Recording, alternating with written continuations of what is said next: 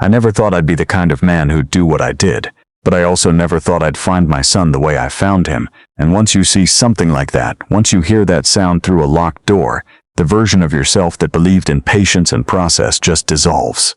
My name is Howard Bellamy, and I drive long haul for a refrigerated freight company out of Moncton. 3 weeks on the road, 1 week home. It's not a glamorous life. You eat bad food at truck stops off the Trans-Canada, you sleep in a bunk that smells like the previous driver's coffee, and you spend a lot of time alone with the radio and your thoughts. But the pay keeps the bills covered, and for 6 years after my divorce, it was enough. Enough to keep the apartment in Riverview, enough to pay my share of my son's hockey registration, enough to feel like I was still a father even when I was 1,400 kilometers away. My son's name is Owen. He was 8 years old when all of this happened. Skinny kid, big ears that he hasn't grown into yet, the kind of laugh that makes strangers turn around and smile in grocery stores.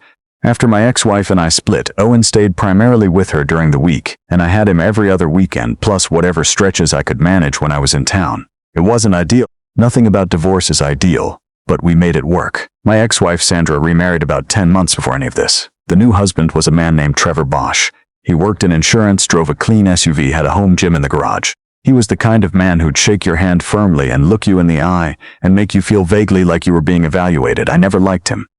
Owen said he was okay. Owen also said Trevor got annoyed when he left his hockey bag in the hallway, and that Trevor didn't like when Owen watched TV before homework was done, and that Trevor sometimes called him lazy when he couldn't do long division fast enough. I filed these things away in the back of my mind. I didn't have evidence of anything. I just had a feeling, the kind that tightens your chest when you know something's wrong but can't prove it yet. I was supposed to be in Quebec City until the following Thursday. Full load of frozen product, 2 drop-offs, then the drive back. But my second customer pushed their receiving window by 4 days. Some issue with their cold storage facility, and rather than sit in a parking lot collecting my per diem, dispatch gave me the option to deadhead home and restart the run the following week. I was on the highway by 6 Tuesday morning, driving west through the fog coming off the Northumberland Strait. I didn't call ahead. I thought about it. I figured I'd surprise Owen, maybe pick him up from school, take him for a burger at the place he likes near the Highfield Square Mall. I pulled into the neighborhood around 2:30 in the afternoon. Sandra's car was gone. Trevor's SUV was in the driveway. That wasn't unusual. He worked from home some days. I knocked on the front door. Nothing. I knocked again. Still nothing. I tried the bell. I could hear it ringing inside the house. I walked around to the back, through the gate on the side of the fence, calling out Owen's name. That's when I heard it. It was coming from the garden shed at the back of the property. A small prefabricated thing, maybe 6 by 8 feet. The kind of shed that's meant for lawn mowers and rakes and maybe some patio furniture in winter. The kind of shed that gets hot in the afternoon sun. The kind of shed that should never have a person inside it. I stood still for a second because my brain genuinely could not process what my ears were telling me. Then I heard it again. A sound like someone trying to suppress crying, small and ragged and exhausted, like whoever it was had been at it so long they barely had the energy left to make noise. I ran. The shed had a heavy-duty padlock on it. The hasp was new. I noticed that even in the moment it was newer and shinier than the shed itself, which meant it had been put there intentionally, deliberately, not just to keep the door from swinging open in the wind. Owen, I pressed my palm flat against the hot metal. Owen, buddy, is that you? A pause. Then barely audible. Dad? The word hit me like a physical thing. I don't know how to describe it except to say my whole body understood what was happening before my mind caught up. I grabbed a hand trowel that was hanging on the outside of the shed, jammed it into the hasp and pulled. It took 4 tries. My hands were shaking. The screws pulled out of the soft wood and the whole assembly came loose and the door swung open. The smell came first. Urine. Heat. The close, stale smell of a small airless space that had been sealed too long. Owen was in the far corner, sitting on the concrete floor with his knees pulled up to his chest. He was wearing his school clothes from what looked like at least 2 days ago. His lips were dry and cracked at the corners. He'd been crying long enough that his face had gone past red and into something pale and blank. He blinked at the light like he'd forgotten it existed. I picked him up. He was 8 years old and small for his age, and he weighed almost nothing. He put his arms around my neck and didn't say anything for a moment. Just held on. How long, I asked, though I wasn't sure I wanted the answer. He thought about it. Sunday night, he said after supper. It was Tuesday afternoon, nearly 48 hours. He was barely whispering when he said it, like he'd used up all the loud he had. I carried him into the house through the back door. The kitchen was clean, tidy, a half-full coffee mug on the counter. I sat Owen on a kitchen chair and got him a glass of water, and he drank it in 3 long gulps, and I filled it again, and he drank that too. I noticed the marks on his wrists, faint abrasions where he'd pushed against the inside of the shed door. I noticed he was moving carefully, favoring his left side. I pulled out my phone and called 911. Trevor appeared at the top of the stairs while I was on the call. He'd obviously been upstairs the whole time. He was in a dress shirt with the sleeves rolled up, and he looked at me the way you'd look at someone who'd walked into the wrong meeting. "What are you doing in my house?"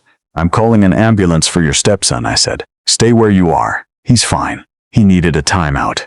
"You have no right to be 48 hours," I said, "in a shed with a padlock on the outside." I kept my voice level because Owen was watching me and I needed him to see that the adults were in control of something. "Don't say another word to me." Trevor started talking about property and trespassing and who had legal custody on what days of the week. I stopped listening. The 911 operator was asking me questions and I answered them one by one. Owen finished his second glass of water and asked for a third. Sandra pulled into the driveway 12 minutes later, right behind the ambulance. I don't know where she'd been. When she came through the front door and saw Owen and the paramedics, her face went through several things in quick succession. Confusion, recognition, something I can only describe as a particular kind of grief that comes from knowing you've failed at the one thing you were supposed to be infallible at. "You knew," I said to her. She didn't answer me. She went to Owen and held him and cried into his hair, and Owen let her, which told me everything about who he was and nothing about whether he was going to be okay. The paramedics took Owen to the Moncton hospital. I rode with him. Mild dehydration, a bruised rib. Trevor had apparently grabbed him roughly when putting him in the shed, and what the attending physician described as acute stress response. The doctor was young, maybe early 30s, and she was professional and calm when she was talking to me. But I saw what happened to her face when Owen explained, in his flat, careful 8-year-old voice, exactly what had happened and when it had started and why. There are some things that medical training can't fully insulate you against. Owen stayed in hospital overnight for observation.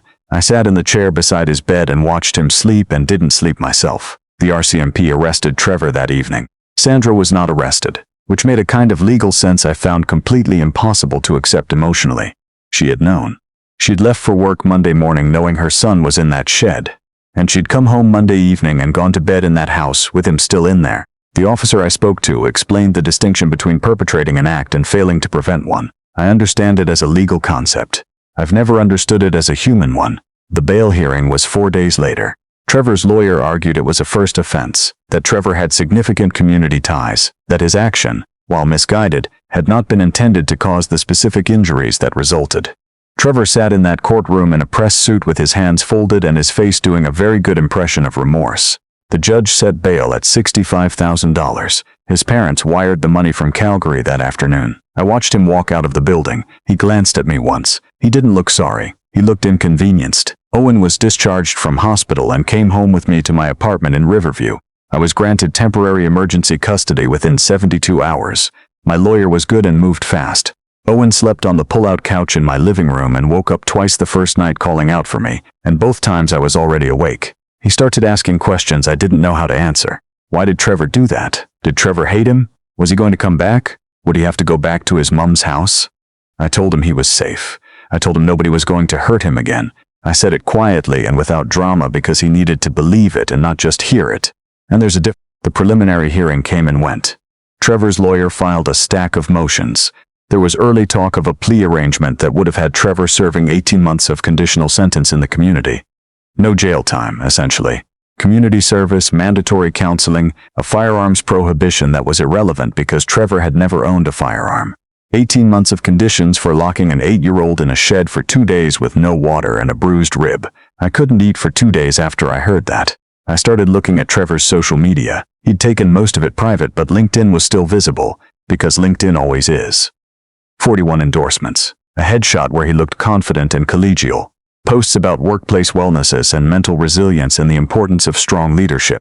The comments were full of colleagues saying they stood by him, that they were sure there was more to the story. I started paying attention to his routine. I wasn't ready to do anything about it yet, but I needed to feel like I understood something about the situation I was in, and watching patterns felt like a version of understanding. Trevor had been released on bail with conditions. He wasn't permitted within 500 meters of Owen's school, or of my residence. He was back at his office downtown within a week. His parents were in town, staying at his house with him. He went out for runs in the evening along the riverfront trail. 3 weeks after the bail hearing, I was having trouble sleeping again. I'd been having the same dream. Owen's voice through the shed door, that small cracked sound, and me arriving a day too late, and I'd wake up at 4 in the morning with my heart going and nowhere to put the feeling. I drove around for a while. I ended up parked near the downtown waterfront, watching the Petite Kodiak in the dark. I wasn't planning anything. I want to be clear about that, or at least as clear as I can be given what happened next. I wasn't planning anything that night. I was just a man sitting in a truck at 4 in the morning trying to outrun a feeling he couldn't name. But I thought about that padlock. The new one, with the shiny hasp. The one that had been put there deliberately. And I thought about Trevor in his pressed suit, looking inconvenienced. And I started thinking about what understanding actually required. It took me 2 more weeks before I made a decision. I'm not proud of the decision. I'm also not going to pretend I haven't made it every day since, in hindsight, and arrived at the same place. I had access to a storage unit in the industrial park on the edge of town. It belonged to a friend of mine named Keith, who used it for landscaping equipment in the off-season. I'd helped him clean it out the previous autumn. I knew the unit, I knew the lock, and I knew Keith wouldn't have it open again until spring. It was the end of October. I waited on a Tuesday evening near the parking garage below Trevor's office building. He left at 7:15. I know because I'd watched him leave at 7:15 the 2 previous Tuesdays. Trevor was a man who liked order. He was alone. The garage was quiet, the evening shift of the attendant not yet starter. He turned, saw me. His face went through something fast, a recalibration. "You're not supposed to be near me," he said. The conditions protect Owen," I said, "not you. Walk with me, I'm going to call." I had a stun gun. I'd bought it legally. They're legal in Canada for personal protection. I don't want to make it sound cleaner than it was. I used it. Trevor went down on the concrete and I got him into the back of my truck and drove to the industrial park. The storage unit was 8 by 10, roughly the same size as the garden shed. That wasn't a coincidence. I had a blanket on the floor, a bucket, 2 liters of water in a bottle, more than Owen had. When Trevor realized what was happening, he started promising things. He'd plead guilty. He'd waive the plea deal. He'd never come near Sandra or Owen again. His voice was doing things that voices do under genuine fear, cracking and rising and losing all the calibration he'd had in the parking garage and the courtroom. I put a padlock on the door. 48 hours, I said, through the ventilation gap at the top. "That's how long Owen was in your shed. This is kidnapping," Trevor said. "You know that. You'll go to prison. Maybe. But right now it's 11 o'clock Tuesday night and Owen was locked in your shed at approximately this time on Sunday. So we're at the start. I came back every 4 hours. Each time I told him what time it was. Each time I told him what Owen had been doing at that equivalent point. What the paramedics and Owen's therapist had since helped me piece together. At hour 4, Owen had still been banging on the door and calling for help. At hour 8, he'd stopped calling and started crying quietly. At hour 12, he'd fallen asleep on the concrete floor and woken up not knowing how long he'd been asleep. At hour 16, he'd started rationing his saliva because there was no water. At hour 20, he'd stopped trying to track time. At hour 24, he'd started talking to himself just to hear a voice. At hour 36, Trevor wasn't pounding on the walls anymore. He was sitting. I could hear him breathing. "Please," he said when I opened the vent. "I understand. I get it. Let me out." Owen understood what he'd done wrong, I said. Whatever he'd done wrong. Which was nothing. He was 8. He left his boots on the mat instead of the rack. That's why you locked him up. Trevor didn't say anything. "You've got 12 hours left," I said. "Think about the boots." At hour 40, Trevor started talking to himself. I heard it through the door, not loudly, just a low continuous murmur. I had my phone in my jacket pocket with the voice memo app running. Not because I'd planned it from the start. I hadn't, but because somewhere around the 30-hour mark I'd realized that whatever came out of that storage unit might be the only honest thing Trevor Bosch ever said. By hour 46 he was crying. At hour 48 I opened the door. He was in the corner. Disheveled, pale, smelling of sweat and fear. He looked at me and he didn't say a single defensive thing. He just looked at me the way people look when they've had all the surface stripped off and they can't manage performance anymore. I called 911 from a prepaid phone and said there was a man in distress at the storage facility who needed medical attention. Then I left. The recording. I want to be careful about what I say here, because I've been advised by my lawyer to be careful. But I'll say this. Trevor had spoken, at some length, while alone in that storage unit. He had said things about what he'd done to Owen, about having done similar things before, shorter durations, things that Sandra had been present for. He had said things about his own childhood, a father who ran a version of the same program, who called it building character, who believed that discomfort was the only teacher children respected. He had said things that his lawyer would spend months trying to suppress. The Crown prosecutor on Trevor's case was a woman named Joanne Flett, and she was, I was told, exceptionally good at her job.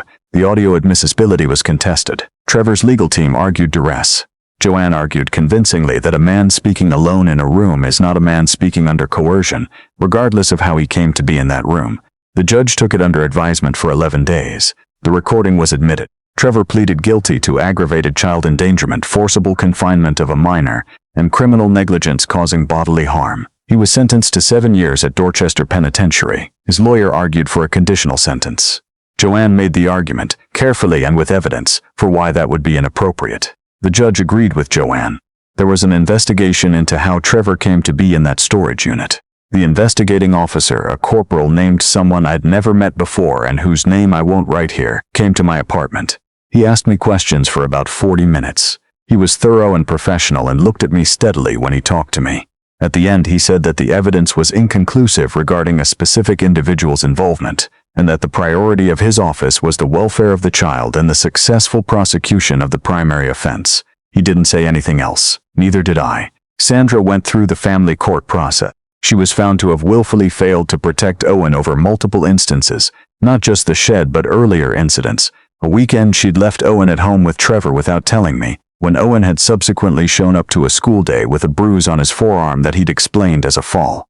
Social services had a file. It had never escalated past a first-stage inquiry. Sandra lost primary custody. Full custody was transferred to me. Sandra has supervised access every second Saturday, supervised by a social worker at a family resource center in Dieppe. She shows up. She's stopped drinking. Apparently, there was alcohol in the picture. There's almost always alcohol in pictures like this, and she's in a program and her social worker says she's doing the work. I don't know what to do with that information exactly. Owen knows she shows up. He talks about her with me sometimes, carefully, the way kids talk about things they haven't finished deciding how to feel about. I don't push him in either direction. Owen started seeing a child psychologist named Dr. Armand Govro out of Moncton, who specializes in trauma in children under 12. I drove him to those appointments every Tuesday for 6 months. I sat in the waiting room and read the same 3 magazines over and over, and listened to the sound of my son's voice through the wall and felt more helpless than I've ever felt on any stretch of highway at any hour of the night. But he started sleeping through the night.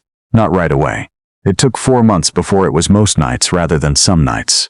He started talking about hockey again. He started asking if we could get a dog. We got a dog, a 7-month-old beagle mix from the shelter in Salisbury.